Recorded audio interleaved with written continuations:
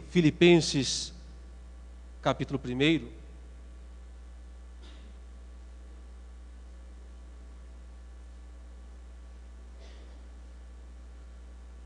Domingo anterior, comecei a falar sobre essa passagem aqui em Filipenses, mas nós estávamos sem luz por conta das obras aí da Eletropaulo, e eu não pude concluir essa mensagem. Eu vou fazer isso hoje, relembrando um pouquinho do que foi dito lá, e terminando, portanto, as explicações aqui que vão dos versículos 12 até o 26. Peço que você acompanhe a leitura da palavra de Deus em Filipenses, capítulo 1, versículos 12 a 26, que diz assim: Quero ainda, irmãos, cientificar-vos de que as coisas que me aconteceram têm antes contribuído para o progresso do Evangelho, de maneira que as minhas cadeias em Cristo se tornaram conhecidas de toda a guarda pretoriana e de todos os demais. E a maioria dos irmãos, estimulados no Senhor por minhas algemas, ousam falar com mais desassombro a palavra de Deus. Alguns efetivamente proclamam a Cristo por inveja e porfia. Outros, porém, o fazem de boa vontade. Estes por amor, sabendo que estou incumbido da defesa do Evangelho. Aqueles, contudo, pregam a Cristo por discórdia, insinceramente, julgando suscitar tribulação às minhas cadeias. Todavia, que importa? Uma vez que Cristo, de qualquer modo, está sendo pregado, quer por pretexto, quer por verdade, também com isto me regozijo, sim, sempre me regozijarei. Porque estou certo de que isto mesmo, pela vossa súplica e pela provisão do Espírito de Jesus Cristo, me redundará em libertação, segundo a minha ardente expectativa e esperança, de que em nada serei envergonhado. Antes, com toda a ousadia, como sempre, também agora, será Cristo engrandecido no meu corpo, quer pela vida, quer pela morte. Porquanto para mim o viver é Cristo, e o morrer é lucro. Entretanto, se o viver na carne traz fruto para o meu trabalho, já não sei o que hei de escolher. Ora, de um e outro lado estou constrangido, tendo o desejo de partir e estar com Cristo, o que é incomparavelmente melhor. Mas por vossa causa é mais necessário permanecer na carne. E convencido disto, estou certo de que ficarei e permanecerei com todos vós, para o vosso progresso e gozo da fé, a fim de que aumente quanto a mim o motivo de vos gloriardes em Cristo Jesus, pela minha presença de novo convosco. Até aí, meus irmãos, a leitura da palavra do nosso Deus. As coisas não começaram bem para Paulo lá em Filipenses, vocês se lembram, lá nos Filipenses, lá em Filipos. Paulo, quando chegou lá, vindo da região da Ásia Menor, ele enfrentou uma prisão injusta. Tudo aconteceu quando ele libertou uma jovem pitonisa, adivinhadora, que tinha um espírito maligno dentro dela, e através desse espírito maligno, ela adivinhava, ela conseguia prever o futuro, e desse modo, ela dava muito lucro para os seus patrões. E quando o apóstolo Paulo expulsou aquele espírito daquela jovem adivinhadora, eles, os donos, o processaram, entregaram às autoridades. E, consequentemente, Paulo foi preso. Mas lá dentro da prisão em Filipos, vocês lembram? Um homem foi convertido, o carcereiro. E foi convertido pelo testemunho do apóstolo Paulo. Lembram-se? Paulo e Silas presos lá no tronco, meia-noite. O que eles estavam fazendo lá, meia-noite, presos no tronco, se lamuriando, chorando e dizendo: não deu nada certo, onde está Deus que não nos ajuda, que não nos abençoa? Era isso que eles faziam lá, presos no tronco à meia-noite? Reclamavam da vida, estavam colocando a culpa em alguém. A Bíblia diz que eles louvavam, diz que eles cantavam louvores a Deus. Ora, qualquer pessoa ao ver isso ficaria espantado. 2 homens presos num tronco, meia-noite, chicoteados, cheios de vergas. Deviam estar chorando e reclamando da vida de todo mundo. No entanto, estavam lá louvando a Deus e cantando louvores. O apóstolo Paulo experimentou em Filipos, desde o início, essa mescla de alegria e sofrimento.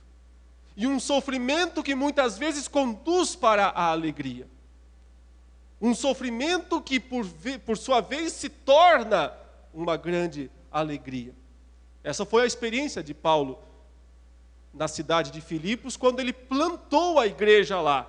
A igreja para a qual ele está escrevendo agora, essa carta que nós lemos.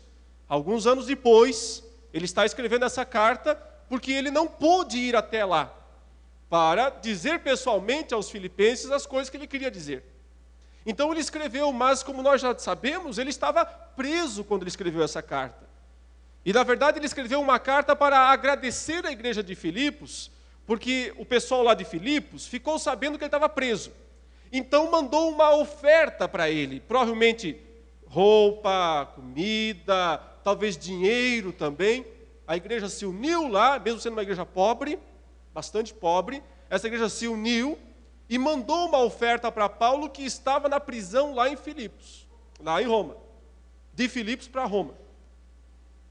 Quem foi levar a oferta? Um homem chamado Epafrodito. Epafrodito foi o homem que mandou, ou seja, foi o homem que levou a oferta da igreja. Mas quando Epafrodito chegou lá em Roma para levar a oferta, ele quase não conseguiu nem achar o apóstolo Paulo, porque ninguém sabia onde é que ele estava preso, mas onde? Parece que nem as autoridades sabiam direito onde que o apóstolo Paulo estava. E ele foi parar na prisão, Paulo, em Roma, porque ele havia apelado para César lá na Judéia. Lembram-se que ele foi preso lá pelos judeus, foi acusado, tinha testemunhas já lá tentando incriminá-lo. E aí ele, como era um cidadão romano, disse: bom, eu não quero ser julgado aqui na Judéia, eu quero ser julgado em Roma, eu apelo para César. E Paulo pensava que isso talvez fosse ser vantajoso para ele, mas acabou não sendo, porque ele foi para Roma, então, e por alguma razão desconhecida, ele não foi julgado imediatamente. Por alguma razão desconhecida, ele ficou 2 anos preso lá em Roma, numa prisão romana qualquer, em algum lugar muito imundo, muito provavelmente sujo, muito obscuro. Lá ele ficou 2 anos esperando, ou seja, as coisas não estavam muito bem da perspectiva humana. Ele preso, o evangelho então não estava mais sendo pregado daquela maneira, como ele podia fazer antes. Ele recebe então notícias de Filipos, ganha a oferta dos filipenses, mas também recebe a notícia de que as coisas não estão bem em Filipos, porque a igreja está com problemas. Divisões, pessoas introduzindo falsos ensinos dentro da igreja, gente desanimada, até pelo próprio exemplo de Paulo. Paulo está preso, ele não é o homem de Deus aqui neste mundo, ele não é um apóstolo, como que ele pode estar preso? Isso, por certo, causava um desânimo em muitos crentes. Então, tendo todas as razões do mundo para estar desanimado, tendo todas as razões do mundo para estar profundamente entristecido, ele escreve uma carta para falar de alegria, para falar de regozijo, para falar de felicidade verdadeira.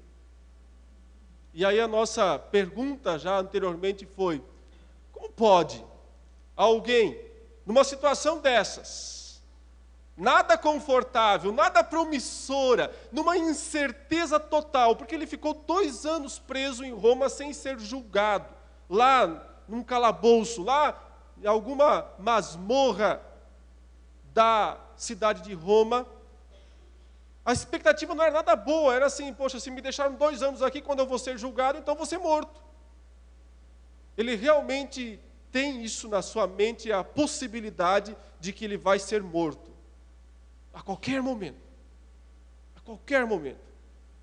Recentemente um pastor lá no Irã, também ficou preso muitos dias, foi acusado Por fim, notícias vieram de que ele foi libertado, Youssef, né? Que foi libertado das acusações que havia contra ele lá no Irã, um país fechado para o Evangelho. O apóstolo Paulo não sabia se ele ia ser liberto ou se ele ia ser morto. E mesmo assim, diante de tantas incertezas, ele escreve uma carta para os filipenses dizendo: sejam alegres, sejam pessoas cheios da alegria de Deus, exultem, regozijem-se. E aí nossa pergunta é: qual é o segredo?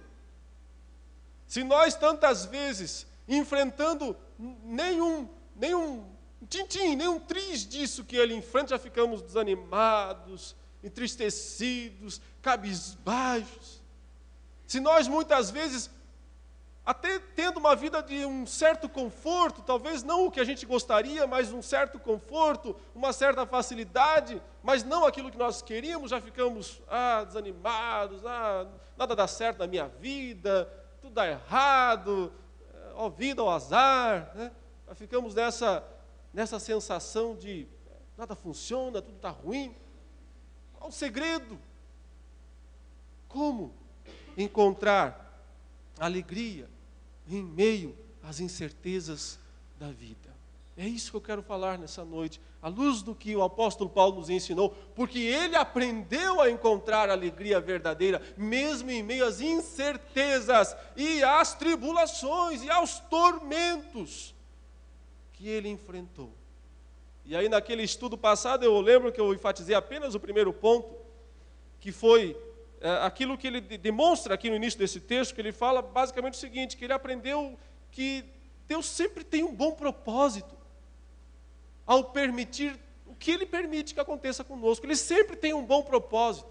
E então o que fez Paulo? Ele tentou encontrar esse bom propósito. Ao invés de ficar olhando para o que está ruim e aumentando o que está ruim, ele procurou ver o que havia de bom naquilo tudo. E veja, essas são suas palavras, verso 12. Quero ainda, irmãos, cientificar-vos, fiquem sabendo de uma coisa, de que as coisas que me aconteceram, que coisas? Eu fui aprisionado na Judéia, eu fui acusado falsamente lá, eu apelei para César, me mandaram para Roma, eu estou aqui numa prisão, já faz quase 2 anos, ninguém nem sabe onde é que eu estou, no fundo aqui dessa masmorra, desse calabouço. Essas coisas que me aconteceram. Ele fala, as coisas que me aconteceram. Quero que vocês saibam que as coisas que me aconteceram têm antes contribuído para o progresso do Evangelho. Qualquer pessoa no lugar dele estaria pensando assim, não deu nada certo, está tudo ruim.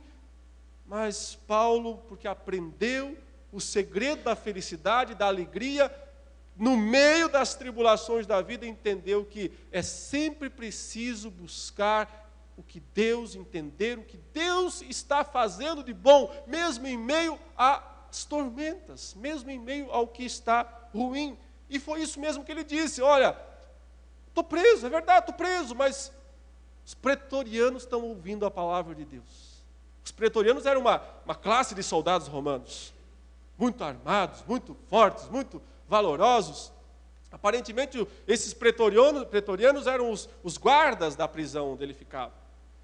Provavelmente esses pretorianos usavam aquela armadura, que um dia Paulo também, provavelmente, porque estava olhando o pretoriano lá na frente da cela onde ele estava, ele começou a ver aquela armadura daquele soldado e disse assim, temos uma armadura melhor do que essa. Vamos vestir a armadura de Deus. Esse escudo aí desse soldado é bom, mas tem um melhor, o escudo da fé. Essa espada dele é boa, mas tem uma melhor, a espada do Espírito. Essas botas que ele usa aí são muito boas, mas tem botas melhores, são os calçados que dão firmeza na preparação do Evangelho da paz. Esse capacete dele aí, todo enfeitado, aquelas plumas, tem um muito melhor, é o capacete da salvação. Provavelmente, veja, ele estava preso, mas olhando aquele homem, descreveu a armadura do cristão inspirado pelo Espírito Santo. Ao invés de ficar olhando para as coisas ruins e negativas e tentando ver o que está errado e aumentando o que está errado, por que não tentar ver o o que há de bom, o que Deus tem feito, o que Deus tem operado, o que Deus tem realizado. É claro que isso não significava ficar de braços cruzados, porque se ele ficasse de braços cruzados não ia acontecer nada. Então ele próprio estava sendo instrumento disso, porque ele falava para os pretorianos: bom dia, seu pretoriano, o senhor chegou aqui hoje pela primeira vez? Ah, já te falei sobre Jesus. No dia seguinte, hoje é o senhor que está aqui me vigiando, né? Eu sou um cara muito perigoso, pode ver. Parece que eles haviam confundido Paulo com algum tipo de criminoso, porque para colocar ele numa prisão tão difícil de achar, com um soldado na porta, talvez estivesse pensando que ele era um homem muito perigoso. Paulo dizendo: mas eu vou falar para vocês daquele que me salvou, que um dia eu estava indo para Damasco, para prender um monte de cristão, mas ele apareceu perante mim. É isso que motivava esse homem, e é por isso que ele encontrou a alegria mesmo em meio às incertezas da vida, porque ele não escreveu à toa aquele versículo de Romanos capítulo 8, 28, que diz: todas as coisas cooperam para o bem daqueles que amam a Deus. Isso não era teoria para o apóstolo Paulo, isso era prática na vida dele. Entender que todas as coisas cooperam para o bem daqueles que amam a Deus. Paulo pensava assim: eu amo a Deus, então tudo o que acontece comigo não é aleatório, não escapou do controle de Deus, não fugiu das suas mãos. O que está acontecendo comigo tem propósito, tem razão, e boa razão, porque coopera para o bem. É isso que diz o texto que ele escreveu aos Romanos, onde ele estava preso em Roma. Portanto, meus irmãos, o segredo para encontrar a alegria verdadeira, a felicidade verdadeira, em meio às incertezas da vida, é, antes de tudo isso, crer, confiar, compreender, com a mente e com o coração, que nada acontece por acaso, que tudo que Deus permite na minha vida tem propósito, e propósito bom. Mesmo que eu não consiga ver isso agora, e às vezes consegue ver. Procurar ver o que há de bom, e olhar menos e fixar menos naquilo que está ruim.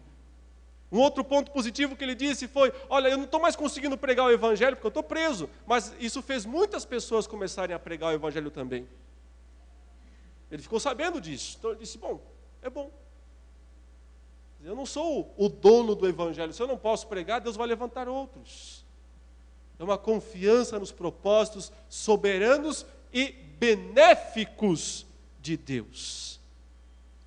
Mas adiantando um pouco o assunto, até porque nós queremos ainda ver mais 3 lições dessa passagem a respeito de como encontrar a alegria verdadeira, mesmo em meio às turbulências, às tribulações da vida. Então continue lendo aqui comigo agora a partir do versículo 19, até porque considero já ter falado dos versículos anteriores naquele outro estudo que nós tivemos.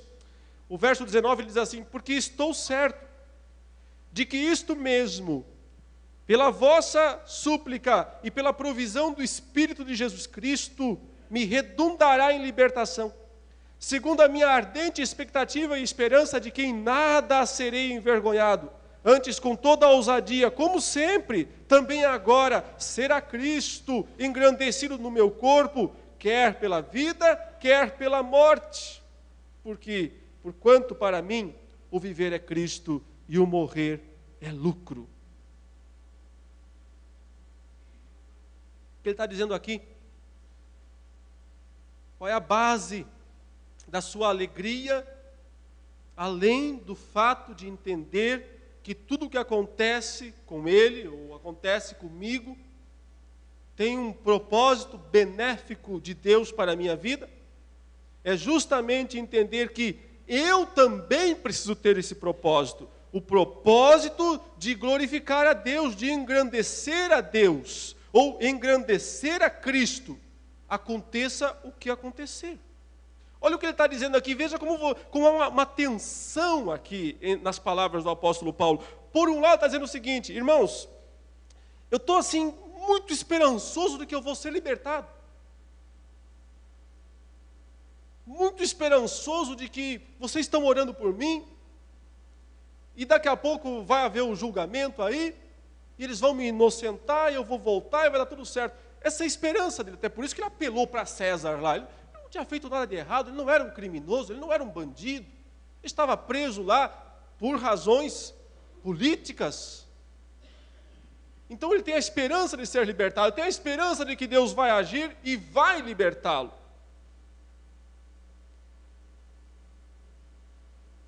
Mas por outro lado, ele também entende que é possível que Deus não faça isso. E que é possível que ele seja morto. Irmãos, o que eu quero enfatizar aqui é o seguinte: Paulo não tem uma visão simplista de Deus. Ele não tem uma visão limitada de Deus, uma visão simplista. O que eu quero dizer com isso? Qualquer outra pessoa, talvez menos experimentada nas coisas de Deus, pensaria assim: Deus tem a obrigação de me ajudar. Deus tem a obrigação de me libertar. Eu faço tudo por Ele. Eu gastei minha vida por Ele. E agora eu vim aqui para Roma, estou preso e tal. Claro que Deus vai libertar. Isso é uma visão simplista de Deus. Uma visão limitada de Deus. Sabe, como se Deus tivesse que fazer o que eu quero. Como se Deus fosse obrigado a me socorrer sempre, a me atender sempre, fazer a minha vontade sempre. Muitas pessoas se relacionam com Deus com essa perspectiva e nunca serão verdadeiramente felizes em Deus desta maneira. Porque não o compreendem, porque não o entendem, porque idealizaram, porque criaram um Deus para si mesmo, que é, na verdade, uma espécie de um servo que faz tudo, ou tem que fazer tudo o que elas querem. A visão de Paulo não é simplista. Ele não está pensando assim: agora Deus vai ter que me livrar daqui. Ele está pensando assim: eu tenho que glorificar a Deus. Eu tenho que engrandecer a Cristo, quer através da minha vida, ou seja, se Ele me livrar, quer através da minha morte, ou seja, se Ele não me livrar. É isso que ele diz no versículo 20: segundo a minha ardente expectativa e esperança de que em nada serei envergonhado, antes, com toda a ousadia, como sempre, também agora, será Cristo engrandecido no meu corpo, quer pela vida, quer pela morte. É isso que eu chamei aqui da tensão que há nessas palavras. Por um lado, há um anseio, a fé, a expectativa de ser libertado. Orem por mim, que eu seja logo julgado e seja absolvido e possa voltar para vocês. Ele crê nisso, ele confia nisso, ele espera por isso, mas ele não faz, ele não obriga a Deus, entre aspas, a ter que fazer isso. Ao contrário, ele entende o seguinte: eu é quem preciso engrandecer a Deus através da minha vida. Se eu viver, minha vida tem que engrandecê-lo. Se eu morrer, minha morte tem que engrandecê-lo. Isso é ter uma visão maior de Deus. E é isso que tira um peso das nossas costas muitas vezes. Daquela opressão, daquela religião dos nossos dias, que põe sobre os crentes, sobre os fiéis, uma prerrogativa que eles não têm, que é a prerrogativa de ditar o próprio destino, que é a prerrogativa de decretar o próprio destino, ou até mesmo na insanidade do fanatismo religioso de exigir coisas de Deus mediante uma suposta fé, que na verdade é fanatismo e não uma fé verdadeira. Aí é lógico que quando não acontece aquilo que se pediu, vem o quê? A frustração. Vem o sentimento de que talvez nem exista Deus. Por uma razão muito simples, não compreendeu. Numa igreja, há um tempo atrás, os pastores estavam falando muito em ressurreição, que os sinais que Jesus fazia, todos acontecem hoje também, e insistiam muito nisso. E um jovem morreu na igreja. E as pessoas, acho que foi um acidente ou algo parecido, e as pessoas não aceitavam de jeito nenhum isso. Ele vai ressuscitar, e alguém teve uma profecia lá, ele vai ressuscitar. Ficaram acho que 3 dias lá, sem deixar enterrar o jovem, orando, e gritando, e clamando, vai ressuscitar. Não ressuscitou. E não é que não ressuscitou porque Deus não possa ressuscitar. Porque Ele não disse que vai ressuscitar todo mundo agora. A ressurreição está reservada para nós no futuro, quando todos ressuscitarão. E não mais para morrerem de novo, porque hoje ressuscitar só adiaria a morte. Mas a ressurreição gloriosa, não porque Deus não possa fazer, simplesmente porque Ele não tem esse propósito. Qual é o propósito de Deus? É esse o ponto do apóstolo Paulo. Eu vou viver, então eu vou glorificar a Deus. Eu vou morrer, então eu vou engrandecer a Cristo através da minha vida. Lembram dos 3 jovens de Babilônia diante do grande Nabucodonosor e a fornalha na temperatura máxima esperando por eles? E o grande Nabucodonosor diz assim: vou dar uma segunda chance para vocês. Vocês não se prostraram antes lá quando viviam, né? Acho que vocês estão meio surdos, não ouviram tocar os instrumentos, tocar tudo de novo. Olha que tocar de novo, agora só vocês aí, só vocês 3 aí vão ter a segunda oportunidade. O pecado sempre nos dá a segunda oportunidade. Não tenha pressa não. Resistiu uma vez, não pense que é para sempre. Daqui a pouco ele vem de novo e diz: mais uma vez, sua chance outra vez de pecar. E se vocês não se prostrarem agora da segunda vez, olha, vocês sabem que vocês vão lá para a fornalha. E qual é o Deus que vai livrá-los? Foi isso que o Nabucodonosor disse. E o que disseram aqueles 3 jovens? Muitos crentes hoje diriam o seguinte: Deus vai nos livrar porque Ele tem que nos livrar. Deus vai nos livrar porque nós vamos assim, orar e o fogo vai apagar.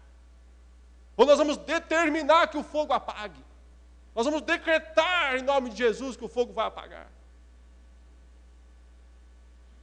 Mas o que disseram os 3 jovens? Disseram assim: o Nabucodonosor é o seguinte: se o Deus em quem nós cremos quiser nos livrar, Ele vai fazer isso. E você não vai poder fazer nada. Se Ele quiser, Ele vai nos livrar. E se não, se Ele não quiser, fica sabendo de uma coisa, Nabucodonosor: não é por isso que nós vamos nos ajoelhar diante da sua estátua. Isso é fé, meus irmãos. Isso é fé verdadeira. Se o Deus que nós cremos quiser fazer um milagre estrondoso, Ele vai fazer. E nós vamos glorificá-lo por isso. Se Ele não quiser fazer, nós vamos glorificá-lo mesmo assim. E não vamos nos voltar contra esse Deus, tendo o propósito de engrandecer a Cristo, aconteça o que acontecer. Em terceiro lugar, e é isso que ele vai destacar aqui a partir do versículo 21, quando ele diz assim: porquanto para mim o viver é Cristo, e o morrer é lucro. Entretanto, se o viver na carne traz fruto para o meu trabalho, já não sei o que hei de escolher. Ora, de outro lado, estou constrangido, tendo o desejo de partir e estar com Cristo, o que é incomparavelmente melhor. Essa frase aqui. Eu tenho o desejo de partir e estar com Cristo, porque isso é incomparavelmente melhor. Terceiro segredo aqui da alegria do apóstolo Paulo. Como ele encontrou a alegria verdadeira, mesmo em meio às incertezas e tribulações da vida, entendendo que Deus não tem improvisos. Entendendo que Deus não permite ações aleatórias. Ao contrário, Ele age em nossa vida e conduz tudo para um propósito bom. Crer na soberania de Deus. Entender que eu tenho a responsabilidade de engrandecê-lo pela minha vida ou pela minha morte. Se as coisas vão bem ou se as coisas vão ruim. Mas sempre lembrando, em terceiro lugar, sempre lembrando, nunca esquecendo que existe algo incomparavelmente melhor, que sempre para nós, os cristãos, haverá algo incomparavelmente melhor. Ele está falando do quê? Falando do céu. Sim, o céu que anda esquecido na maioria das pregações modernas. O céu que ninguém mais quer saber dele. Que todo mundo está interessado só na terra, só nos bens materiais, só no emprego de chefe, só na conta bancária. O céu que todo mundo esqueceu, mas que é a razão pela qual Jesus Cristo veio a esse mundo, para nos tornar aceitáveis no céu. Sabe qual é o problema de muitos cristãos, meus irmãos? Eles se esqueceram do céu. Se esqueceram que há algo incomparavelmente melhor. Se esqueceram que o máximo que eu puder encontrar de alegria nesse mundo sempre vai ser nada comparado com o melhor. Incomparavelmente melhor. Sabe por que muitos cristãos são infelizes? Não é porque estão presos, porque a maioria não está preso. Não é porque tem algemas nos braços, porque a maioria não tem algemas nos braços. Não é porque passam fome, porque a maioria não passa fome. Até tem um bom trabalho, às vezes um bom emprego, às vezes até tem uma condição financeira bem confortável, mas mesmo assim não são felizes, não são alegres, sabe por quê? Se esqueceram do céu. Se esqueceram do incomparavelmente melhor. Os poetas cristãos antigos falavam muito, poeticamente falando, que todo cristão verdadeiro tem uma saudade do céu. Já ouviu falar disso? Uma saudade do céu. Mas como é que eu tenho saudade se eu nunca fui lá? Né? Você fica pensando, como é que eu posso ter saudade se eu nunca fui lá? Mas é mais ou menos assim, olha, eu fui feito uma nova criatura, isso que a Bíblia fala, quem está em Cristo é uma nova criatura, as coisas antigas passaram, tudo se fez novo. Ou seja, eu sou uma criatura nova feita para viver no céu. Na verdade, no novo céu e na nova terra, que ainda vai demorar um tempinho para ficar pronto.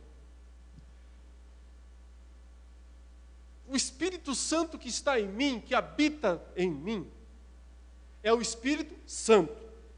Daquele tempo perfeito de santidade, não há mais pranto, nem dor, nem morte, coisa alguma ruim. Então,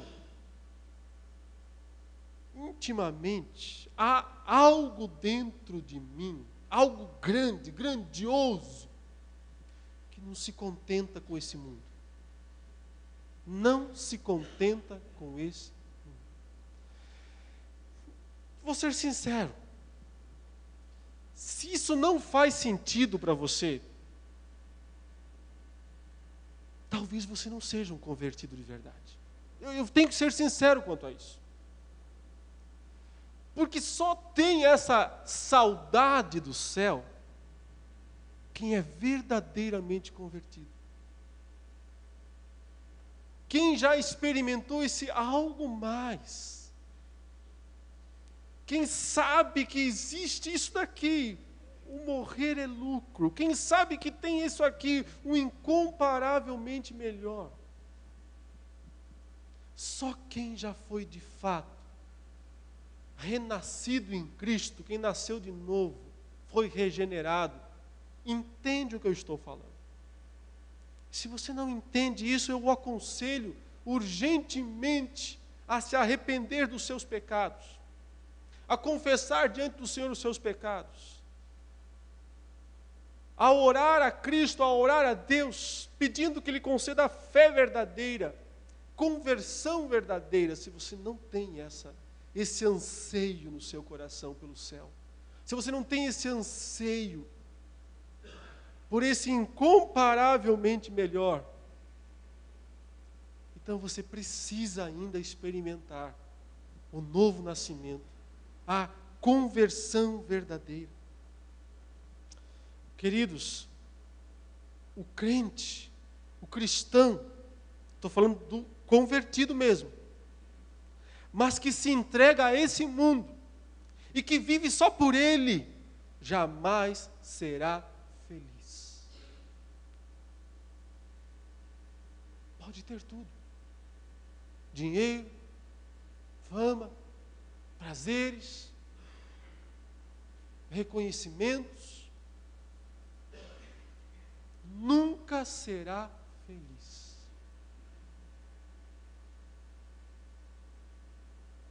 Por quê?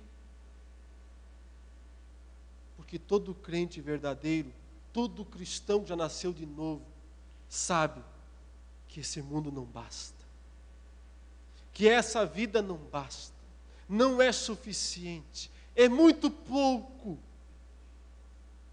e não se pode comparar. E é assim também que ele lida com o sofrimento, porque é o que Paulo fala em Romanos 8, quando ele diz assim: eu tenho por certo que os sofrimentos do tempo presente não se podem comparar com a glória. Também a saudade do céu nos ajuda a diminuir a dor dos sofrimentos do tempo presente. Não porque dói menos, continua doendo igual, mas dói menos em comparação com isso que ele está dizendo aqui, o incomparavelmente melhor. Mas apesar disso tudo, o cristão não é um suicida. E aí é que é uma coisa paradoxal, ele não quer morrer. Se o sujeito quer morrer, outra marca de que está faltando algo essencial na vida da pessoa. O cristão verdadeiro, embora saiba de que há algo incomparavelmente melhor, que é estar com Cristo, e ele anseia por isso, mas por outro lado, ele quer viver mais, mas não para uma vida vã, não para uma vida vazia, não para uma vida à toa. Ele quer viver mais para isso aqui. Veja aí, versículo 24. Mas por vossa causa é mais necessário permanecer na carne. E convencido disto, estou certo de que ficarei e permanecerei com todos vós, para o vosso progresso e gozo da fé, a fim de que aumente quanto a mim o motivo de vos gloriardes em Cristo Jesus, pela minha presença de novo convosco. Ou seja, qual é o quarto segredo da alegria que Paulo encontrou em meio às incertezas da vida? Ele sabe para que ele vive. Ele sabe a razão da sua vida. Ele não tem uma vida vazia, à toa, sem sentido, sem propósito. Ele tem uma missão a cumprir aqui neste mundo. Sabe por que muitos cristãos não são felizes? Embora talvez tenham dinheiro, embora talvez tenham até uma boa família, embora talvez tenham uma boa igreja, mas mesmo assim não são felizes, eu digo para você, não tem missão.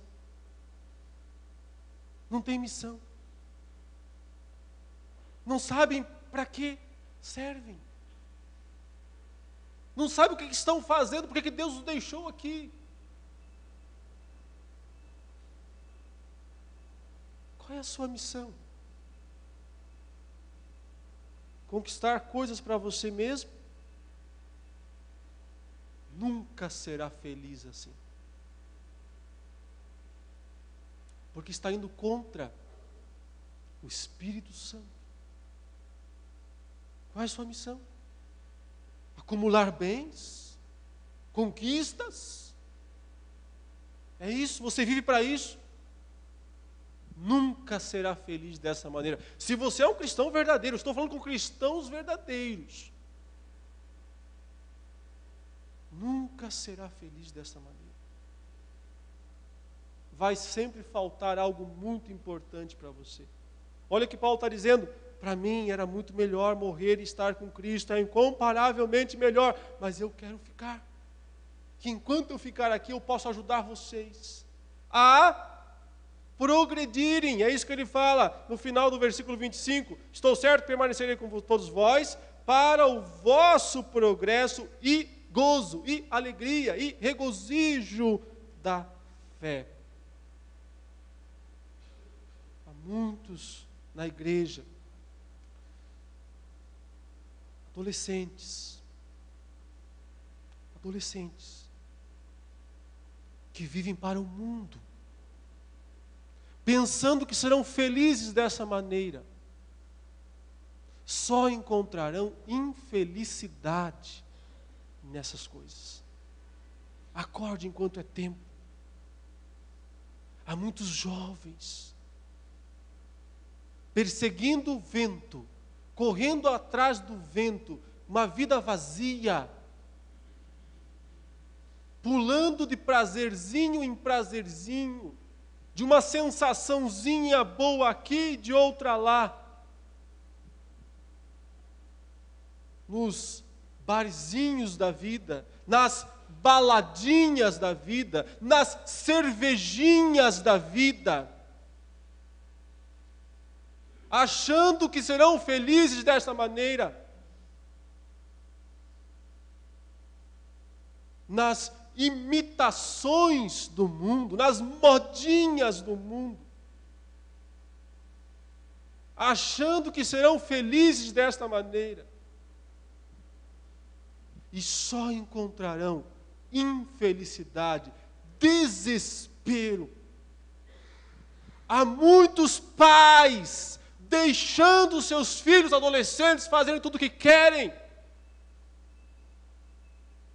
Espere alguns anos. Suas lágrimas serão à toa. Daqui a alguns anos.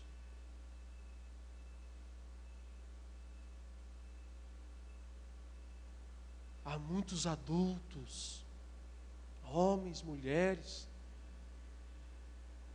parecendo uma vida respeitável por fora, mas tão vazios quanto. Porque não tem saudade do céu.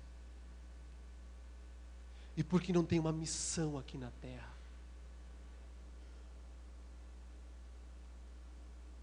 Porque o único modo de encontrar a felicidade verdadeira em meio às incertezas da vida é tendo uma mescla de saudade do céu e missão aqui na terra.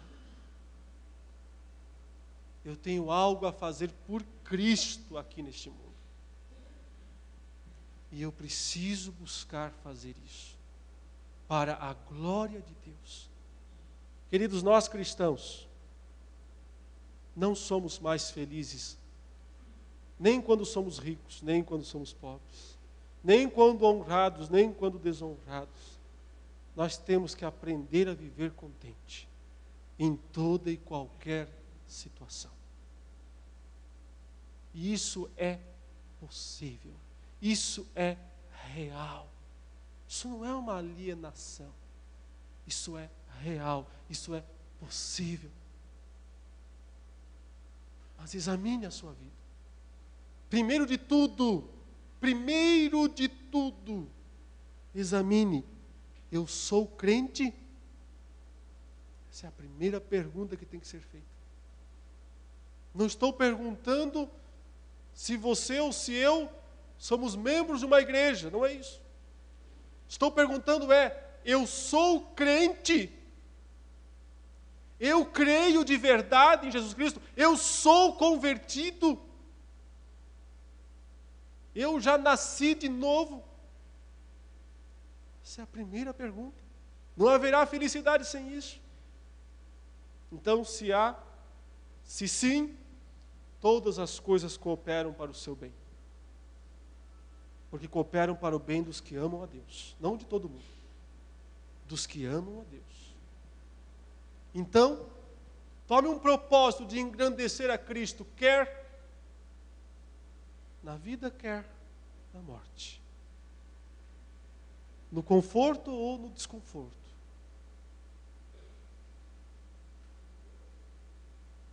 Lembre-se, bom, o melhor é depois, está por vir. Não troque o céu pela terra. O incomparavelmente melhor é o que está reservado para nós, não é o que eu posso conquistar aqui. E lembre-se de viver uma vida com um propósito, com uma missão. Que missão? Falar de Cristo para as pessoas. Mesmo um Paulo preso lá na cadeia, onde parece que não teria essa possibilidade, lá está ele falando para os pretorianos e para todo mundo que passa por aí. Essa é a missão que Deus nos deu. É assim que nós glorificamos a Cristo, falando dele, mas não só falando, vivendo por ele. Vivendo e falando dele para todo mundo. Fazendo isso, não vai faltar alegria na sua vida, em qualquer situação que você passar. Curve a sua cabeça, feche os seus olhos, ore ao Senhor, você lá do seu coração com Deus nesse momento, fale o que tem que ser falado, só você sabe. Quais são as palavras que do seu coração você deve dizer a Deus agora? Mas fale alguma coisa, não fique calado. Fale alguma coisa para Deus nesse momento.